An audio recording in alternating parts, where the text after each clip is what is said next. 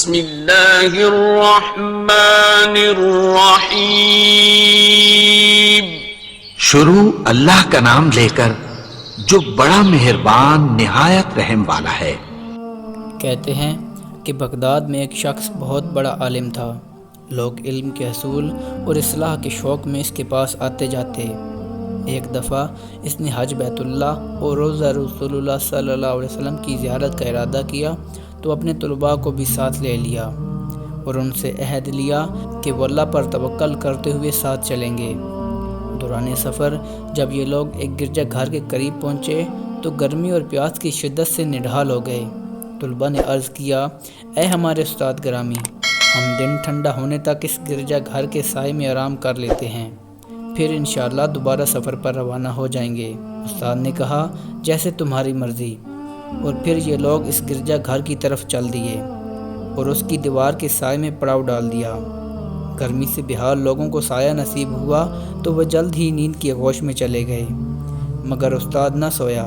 وہ انہیں سوتا دیکھ کر وضو کرنے کے لیے پانی کی تلاش میں نکل پڑا۔ اس وقت اس کے ذہن میں صرف ایک ہی خیال تھا کہ کسی طرح پانی مل جائے۔ ابھی وہ گرجا گھر کے سائے میں پانی تلاش کر ہی رہا تھا کہ اس کی نظر ایک کم سن لڑکی پر پڑی جو چمکتے ہوئے سورج کی طرح خوبصورت تھی۔ اس پر نگاہ پڑتے ہی اس استاد پر شیطان غالب آ گیا اور وہ لڑکی اس کے دل و دماغ پر چھا گئی اور وہ وضو اور پانی کو بھول کر اس لڑکی کی فکر میں لگ گیا۔ اس نے آہستہ سے گرجا گھر کا دروازہ کھٹکھٹایا تو ایک بوڑھا راہب باہر نکلا۔ اس نے پوچھا، تم کون ہو؟ تو اس نے اپنا تعارف کروایا کہ میں فلاں عالم ہوں۔ راہب نے پوچھا، اے مسلمانوں کے عالم، بتاؤ کیا چاہتے ہو؟ جواب دیا، اے راہب، مجھے گرجا گھر کی چھت سے ایک لڑکی دکھائی دے رہی تھی، وہ تمہاری کیا لگتی ہے؟ راہب نے کہا، وہ میری بیٹی ہے، مگر تم اس کے بارے میں کیوں پوچھ رہے ہو؟ استاد نے کہا کہ میں چاہتا ہوں تم اس کی میرے ساتھ شادی کر دو۔ راہب بولا، ہمارے دین میں ایسا کرنا جائز نہیں، اگر ایسا جائز ہوتا تو میں اس سے پوچھے بغیر اسے تمہاری زوجیت میں دے دیتا، حالانکہ میں نے اپنے آپ سے عہد کیا ہے کہ اس کی شادی اس کی پسند سے کروا دوں گا۔ میں اسے تمہارے بارے میں بتاتا ہوں، اگر وہ تم اپنے لیے پسند کر لے تو میں اسے تمہاری زوجیت میں دے دوں گا۔ استاد نے کہا، یہ تو بڑی خوشی کی بات ہے، برائے مہربانی اس کے پاس جائیے اور پوچھیے۔ اور راہب اپنی بیٹی کے پاس گیا اور سارا ماجرا بیان کیا۔ ادھر استاد ان کی ساری باتیں سن رہا تھا۔ وہ لڑکی بولی، ابا جان، آپ میرا نکاح اس کے ساتھ اس طرح کیسے کر سکتے ہیں، حالانکہ میں عیسائی ہوں اور وہ مسلمان ہے؟ یہ تو اسی صورت میں ممکن ہے کہ وہ نصرانیت قبول کر لے۔ راہب نے پوچھا کہ کیا اگر وہ نصرانیت قبول کر لے تو تم اسے شادی کر لو گی؟ لڑکی نے بولا، ہاں ضرور کر لوں گی۔ وقت گزرنے کے ساتھ ساتھ استاد کی بےتابی بڑھتی چلی جا رہی تھی۔ ادھر اس کے طلباء بے خبر سو رہے تھے۔ آخرکار وہ استاد اس لڑکی کی طرف متوجہ ہو کر بولا، میں دین اسلام چھوڑ کر نصرانی ہو گیا ہوں۔ لڑکی بولی، چونکہ یہ عزت و وقار کی شادی ہے لہذا حقوق زوجیت اور مہر کی ادائیگی ضروری ہے، تم حق مہر کہاں سے ادا کرو گے؟ کیونکہ میں دیکھ رہی ہوں تم فقیر ہو، لیکن اگر تم ان خنزیروں کو پورا 1 سال تک چرواؤ تو یہی میرا حق مہر ہے۔ وہ بولا، میری بھی ایک شرط ہے کہ تم اس دوران اپنا چہرہ مجھ سے نہیں چھپاؤ گی تاکہ میں صبح و شام اسے دیکھتا رہوں۔ لڑکی بولی، مجھے منظور ہے۔ تو اس نے خطبہ دینے والا عصا اٹھایا اور خنزیروں کی طرف چل دیا تاکہ عصا کے ذریعے انہیں چراگاہ تک لے جائے۔ جب طلباء نیند سے بیدار ہوئے تو اپنے استاد کو تلاش کرنے لگے۔ کافی تلاش کرنے کے بعد جب انہیں استاد نہ ملا تو انہوں نے اس راہب سے اپنے استاد کے بارے میں پوچھا تو جواباً اس نے ساری کہانی سنا دی۔ یہ افسوسناک خبر سن کر طلباء میں کوہرام مچ گیا اور کچھ غش کھا کر گر گئے۔ انہوں نے راہب سے کہا، وہ کہاں ہیں؟ تو راہب نے کہا، وہ خنزیر چرا رہا ہے۔ راوی کہتے ہیں کہ پھر ہم اس کی طرف چل دیے تو اسے اسی عصا سے سہارا لیے دیکھا جس کے سہارے وہ خطبہ دیا کرتا تھا۔ وہ خنزیروں کو ادھر سے ادھر جانے سے روک رہا تھا۔ ہم نے کہا، اے ہمارے سردار، یہ تم پر کیسی آزمائش آ گئی؟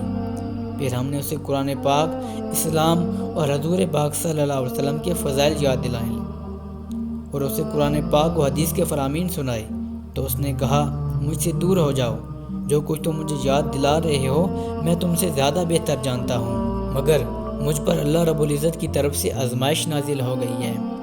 ہم نے اسے اپنے ساتھ لے جانے پر بہت زور دیا مگر ہم ناکام رہے۔ آخرکار ہم نے اسے اس کے حال پر چھوڑ دیا اور مکہ کی طرف چل دیے اور حج ادا کرنے کے بعد واپس بغداد کی طرف روانہ ہو گئے۔ جب ہم اس مقام پر پہنچے تو ہم نے ایک دوسرے سے کہا کہ چلو آؤ دیکھیں اس پر کیا گزری، شاید وہ نادم ہو کر اللہ کی بارگاہ میں توبہ کر چکا ہو اور اپنی حالت سے لوٹ آیا ہو۔ ہم اس کے پاس پہنچے تو اسے اسی حالت میں پایا، وہ خنزیروں کی دیکھ بھال کر رہا تھا۔ ہم نے اسے سلام کیا اور نصیحت یاد دلائی اور قرآن پاک پڑھ کر سنایا، مگر اس نے کوئی جواب نہیں دیا۔ ہم ایک بار پھر حسرت زدہ دل لیے واپس ہو لیے۔ جب ہم گرجا گھر سے تھوڑی دور ہی پہنچے تو ہم نے ایک سائے کو اپنی طرف بڑھتے دیکھا۔ وہ شخص چیخ چیخ کر ہمیں ٹھہرنے کو کہہ رہا تھا۔ ہم رک گئے۔ ہم نے دیکھا کہ ہمارے وہی استاد ہماری جانب آ رہے ہیں۔ جب وہ ہم سے آ کر ملے تو انہوں نے کہا، میں گواہی دیتا ہوں کہ اللہ کے سوا کوئی معبود نہیں اور حضرت محمد صلی اللہ علیہ وسلم اللہ کے رسول ہیں۔ میں اللہ کی بارگاہ میں توبہ کر چکا ہوں اور اپنی پچھلی حالت سے رجوع کر چکا ہوں، اور یہ میری آزمائش میری ایک ایسی خطا کی وجہ سے تھی جو میرے اور میرے رب کے درمیان تھی۔ اس نے میری اس خطا کی وجہ سے مجھ پر عذاب نازل فرمایا۔ یہ آزمائش جو تم نے دیکھی یہ اسی سبب سے تھی۔ ہم اس پر بہت خوش ہوئے اور بغداد لوٹ آئے۔ ہمارے استاد پہلے سے زیادہ عبادت میں مصروف ہو گئے۔ ایک دن ہم ان کے گھر علم دین حاصل کر رہے تھے کہ ہم نے ایک عورت کو دروازہ کھٹکھٹاتے دیکھا۔ ہم باہر نکلے اور پوچھا، اے خاتون کیا کام ہے؟